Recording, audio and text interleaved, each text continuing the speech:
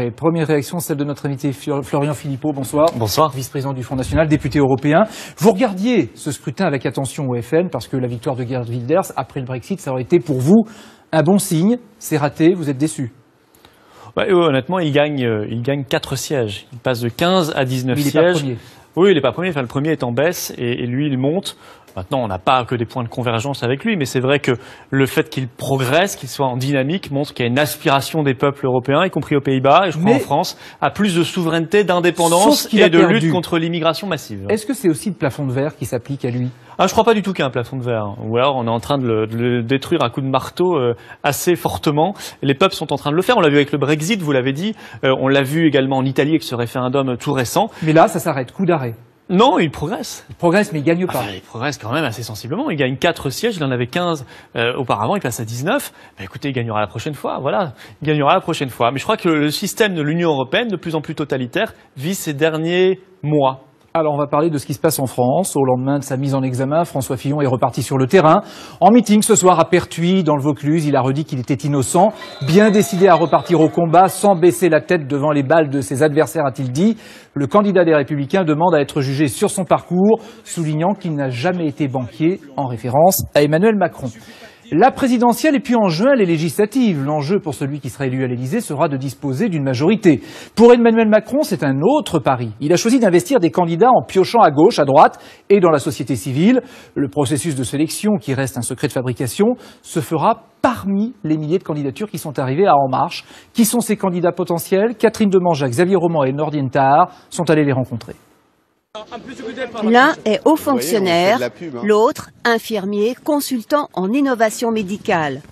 Alexandre Edaha et Frédéric Naon font partie des 13 000 prétendants à l'investiture du mouvement En Marche pour les élections législatives. Bonjour monsieur, je peux vous donner un petit tract ? Oui, pas de problème. Emmanuel Macron président. Sur le marché d'Aubervilliers, Alexandre Edaha fait campagne pour la présidentielle en attendant d'être peut-être lui-même candidat en juin prochain. Référent du mouvement En Marche en Seine-Saint-Denis, il n'a jamais été élu.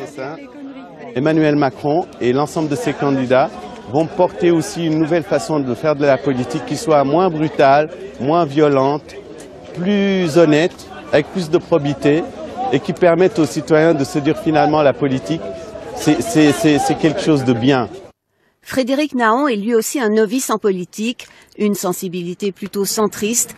Il n'avait jamais adhéré à un parti avant de rejoindre En Marche. J'ai toujours été intéressé par la politique en elle-même, par la vie de nos institutions. Et brutalement, ce que j'avais enfoui pendant presque 20 ans a ressurgi comme une évidence. Alors, à travers quelqu'un de nouveau.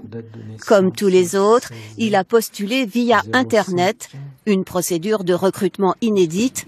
Dans l'idéal, le leader d'En Marche souhaite la parité et la moitié des candidats issus de la société civile. Au QG d'Emmanuel Macron, Jean-Paul Delevoye préside la commission chargée d'éplucher les candidatures. Un travail réalisé dans le plus grand secret et en tenant compte des circonscriptions réservées à des élus qui ont rejoint le mouvement. Les paramètres politiques aujourd'hui ne sont plus ceux de demain. Et demain remettra en cause éventuellement dans les circonscriptions des gens qui viendront se rallier et qui ont un crédit. D'ici 15 jours, une première liste de noms validée par Emmanuel Macron sera dévoilée. Une liste susceptible de changement en fonction des futurs ralliements. Macron est au second tour, d'après les sondages, assuré d'être au second tour face à Marine Le Pen. Il se rapproche de Marine Le Pen, qui était en meeting ce soir dans le Var. À Saint-Raphaël, oui. À Saint-Raphaël. Est-ce que ça vous inquiète, ce rapprochement ? Non, Marine Le Pen ne bouge pas, elle est même plutôt en hausse à un très très haut niveau depuis le début de cette campagne. M. Macron, il est gonflé à l'hélium médiatique, l'hélium bancaire en permanence. Enfin, il a tout le système derrière lui, la grande finance, les grands médias, etc. Mais si vous voulez, je pense que M. Delevoye l'a parlé de demain. Enfin, lui, on le connaît surtout d'hier. Et il est un des visages d'hier. Et les visages d'hier s'accumulent autour de M. Macron. Je pense à Robert Rue, Alain Madelin, M. Bayrou, les ministres de M. Hollande qui se multiplient autour, les députés socialistes. Franchement, c'est pas le renouveau du tout. De toute façon, du point de vue des idées, tout ce qu'on sait, c'est qu'il veut plus d'immigration, plus d'Europe. Écoutez, c'est tout ce qu'on a depuis 30 ans. On connaît déjà le résultat. À l'inverse, il y a François Fillon. Est-ce que pour vous, il est éliminé du second tour ? Non, moi je ne préjuge pas du vote des Français. Ce sont les Français qui sont souverains. Enfin, je crois que son image est très dégradée parce que voilà, sa relation à l'argent peut-être a choqué beaucoup de Français.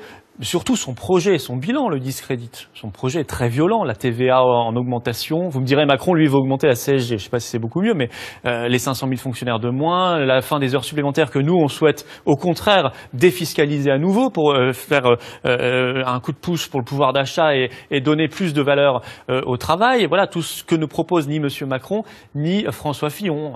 Je pense que pour cette raison-là, François Fillon est en grande difficulté aussi. Il y a un sujet qui est arrivé dans la campagne, c'est la clause Molière, que 5 présidents de région veulent appliquer, obliger, quand il y a des contrats publics, les salariés qui travaillent sur ces chantiers à parler français. C'est une façon d'évacuer les salariés détachés. Vous dites, en tout cas Marine Le Pen dit, c'est une façon de détourner le débat sur les travailleurs détachés. Mais sur le fond, est-ce qu'il faut l'appliquer, cette clause ? Il vaut mieux cela que rien. Moi, parler français en France, ça me choque pas. J'ai vu que M. Gattaz du MEDEF disait que c'était nationaliste. Non, parler français en France, c'est juste mieux que rien. Normal. Oui, mais ça permet d'ailleurs de mieux travailler ensemble entre travailleurs qui parlent la même langue. Mais c'est vrai qu'en même temps, Marine Le Pen a parfaitement raison. C'est une hypocrisie de la part de l'UMP et du PS. Pour ne pas aller au fond du problème, il faut abroger la directive détachement des travailleurs. Enfin, écoutez, on fait venir des travailleurs de Pologne, de Roumanie à bas coût qui concurrencent nos propres travailleurs, dans le bâtiment, dans l'agriculture, dans les travaux publics notamment. Et puis en plus, on perd des cotisations parce que ces travailleurs étrangers cotisent dans leur pays d'origine et donc ils ne cotisent pas en France. Donc on perd de l'argent pour nos systèmes de retraite, de chômage ou de famille. On va en venir à une autre affaire. C'est le responsable du Front National à Nice, Benoît Leyer, qui a été rattrapé par des propos négationnistes. C'est une chaîne concurrente qui a fait un documentaire et il a sous-estimé le nombre de morts dans les camps nazis. Il a dit que c'était pas des morts en masse. Il a été suspendu, la réaction a été immédiate. Est-ce qu'il va être exclu ?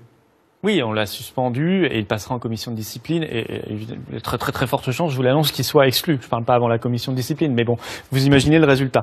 Oui, bien sûr. Enfin, écoutez, ce genre de propos n'ont strictement rien à faire chez nous, absolument rien. Nous sommes pour l'unité nationale et donc pour la lutte contre tous les racismes, l'antisémitisme et toute forme d'exclusion, que les choses soient extrêmement claires pour tout le monde. Que c'est pas la première fois qu'il y a des problèmes avec des identitaires, parce qu'il fait partie des identitaires niçois.